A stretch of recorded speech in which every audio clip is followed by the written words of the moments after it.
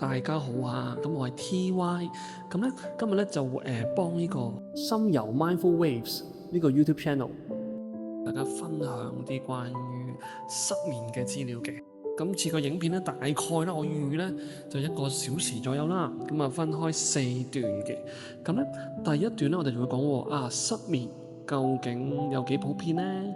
究竟睡眠係啲乜嘢咧？點解係一個咁重要嘅一個情況，我哋需要特別去處理咧？咁我哋第一個會係講呢啲嘅。咁之後咧，到第2、第3，甚至乎第4個段落咧，咁我哋就會開始講咧，我哋真係面對失眠嘅情況喎，我哋叫做失眠嘅 case 喎，咁我哋可以點樣處理咧？點樣做介入咧？咁呢個影片咧，如果係受歡迎順利嘅話咧，咁就會去用一個叫 CBTI 啦，同埋啲靜觀嘅方法咧，我哋比較細緻去講咧點樣處理失眠嘅情況嘅。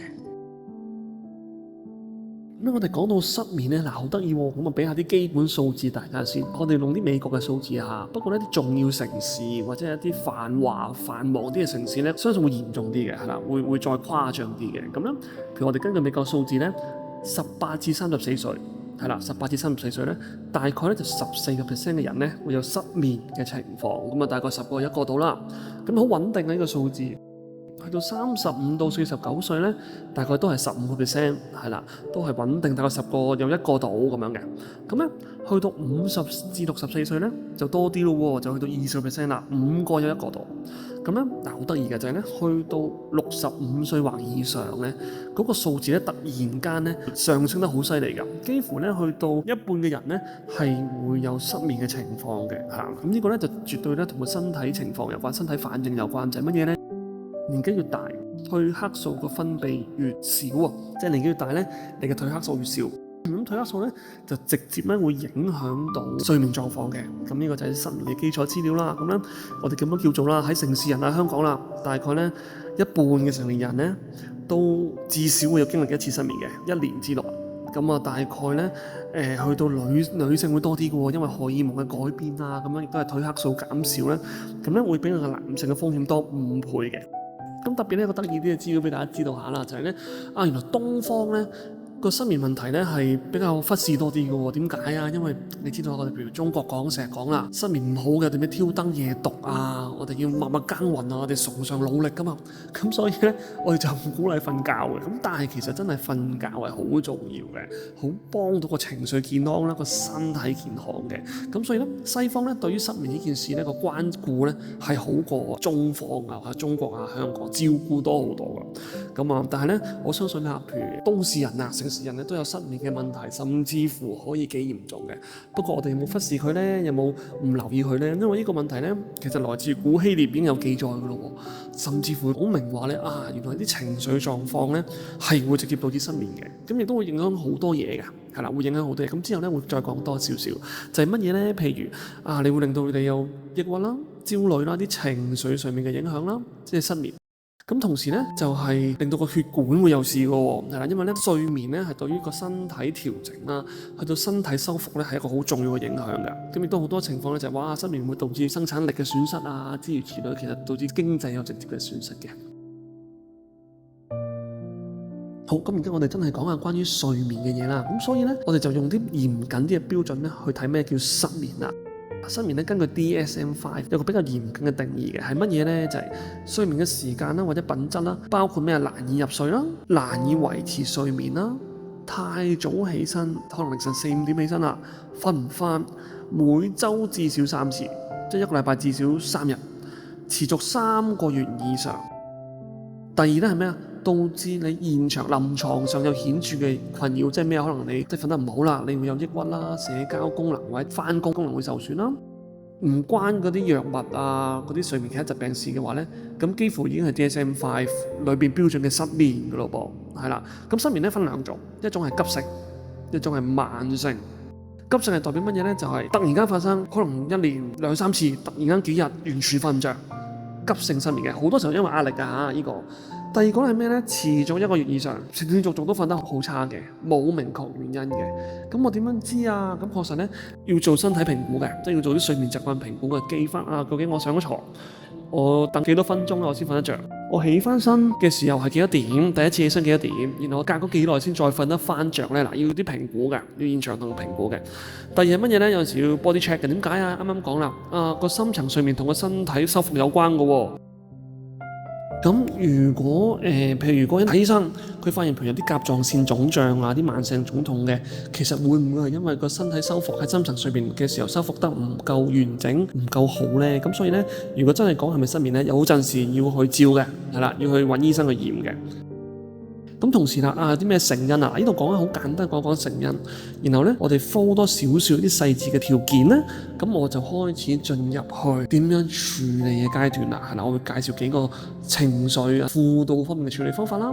其次會講下啲點樣食啲乜嘢啊，或者之後呢，最後呢會講下呢用藥嘅。但係因為我哋本身唔係一個醫生啊，我哋唔係一個 medical 背景嘅一個機構，所以呢，我哋就呢個比例呢會少啲啲嘅。但我哋都可能會講下啲基本有啲乜嘢藥，食啲乜嘢呢，可以幫到你協助到你睡眠嘅情況啊。咁第一個啦，睡眠嘅成因啦，咁心理因素咧佔咗都幾大部分嘅，壓力啦、焦慮啦、憂鬱啦，好多人都講啊嘛，我哋叫做憂慮啊，即係為過去嘅事擔憂咧，就係一種抑鬱；為未來嘅事憂心咧，就係一種焦慮嘛。咁呢啲憂鬱、焦慮咧，其實全部係會影響到你睡眠嘅。咁仲有身體嘅因素嘅喎，譬如乜嘢？譬如你慢性嘅痛症嘅，係啦，你心臟衰竭嘅嗰啲都會影響嘅，譬如或者你胃酸倒流啦，嗰晚食咗好多嘢啦，都會影響你個睡眠質素嘅。咁同時啦，就係你個生活習慣啦，飲咖啡飲好多啊，吸煙飲酒都會嘅喎。同埋一個非常大嘅情況就係咩啊？就係喺床上面玩手機。因為藍光係提神㗎，即係等於乜嘢咧？等於你係咁飲咖啡咁樣去瞓覺一樣，係啦。咁所以你係特別會瞓唔着嘅。咁之後我哋都會講嘅就係究竟用啲方法點可以戒到手機喺瞓覺之前唔好睇咧？咁我會有啲方法代替佢嘅，係一啲 CBTI 嗰啲方法之一嚟嘅，係啦。咁同時係嗰啲工作上面嘅影響啦，就係譬如可能我要輪班嘅，或者可能我要之前要趕 project 嘅，或者趕一啲工作嘅排程嘅，令到我冇辦法咧去有個好 regular 嘅睡覺時間。咁所以亦都會導致到有失眠嘅。好啦，咁聽到呢度呢，咁我哋就暫告一段落先，係啦。如果覺得啲內容都啱嘅，咁呢我哋準備呢就會下一段呢就會講關於點樣處理啦，點樣介入啦一啲失眠嘅情況啦。第二啦，我哋究竟同食藥食嘢點樣處理呢？有冇啲咩環境因素，即係佢改善可以令到你或者你嘅客戶啊、你嘅 client 呢可以提升個睡眠狀況呢？咁樣咁如果有啲咩問題呢，歡迎可以提出嘅，係啦。失眠我哋叫瞓唔着啦夜晚，但係其實咧瞓得唔好咧都有好多狀態喎，唔知大家有冇係其中一款啊？譬如係乜嘢啊？醒咗瞓唔返，係啦朝頭早凌晨4、5點醒咗瞓唔返，或者咧不斷輾轉反側，輾轉反側，好似瞓到瞓唔到，瞓到瞓唔到，一路咧都好似清醒半瞓覺咁樣啦。呢啲咧都係啲叫做睡眠質素比較差嘅狀態。咁呢啲咧已經唔列入失眠㗎啦。失眠本身即係叫瞓唔着覺、入睡唔到咧，其實自己本身已經好多情況好多事㗎啦。咁唔好計埋嗰啲。咁所以我哋可以想像咧，其實失眠咧，即係話叫睡眠狀態差或者質素差嘅情況咧，其實係非常多人遇到咁嘅問題嘅。咁我哋講失眠啊或者睡眠質素之前咧，咁我哋一定要了解咗啲咩先咧？就係乜嘢叫瞓覺先，咩叫睡眠先？係啦，咁咧睡眠咧其實咧分兩個狀態嘅，基本上分兩個狀態嘅。咁好簡單嘅啫。第一個係乜嘢咧？眼速動 REM， 咁英文叫咩咧 ？Rapid Eye Movement， 係啦，隻眼喐得好快嘅。咁咧大概佔你20至25% 度成個睡眠嘅週期。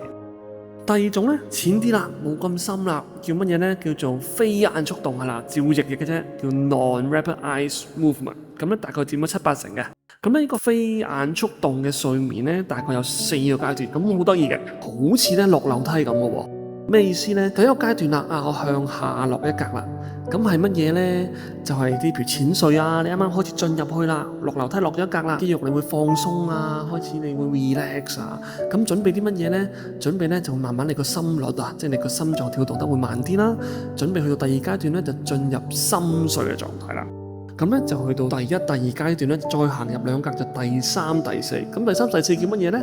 就叫深層睡眠啊！咁係乜嘢嚟嘅咧？主要你個身體修復咧，就來自於呢個。唔知大家有冇咁嘅經歷啦？就係我瞓之前係周身骨痛嘅，係啦，咁你瞓醒咗咧，痛嘅地方冇事喎，或者唔係我前一晚發燒，跟住經歷一個好漫長嘅睡眠之後咧，你退燒啦。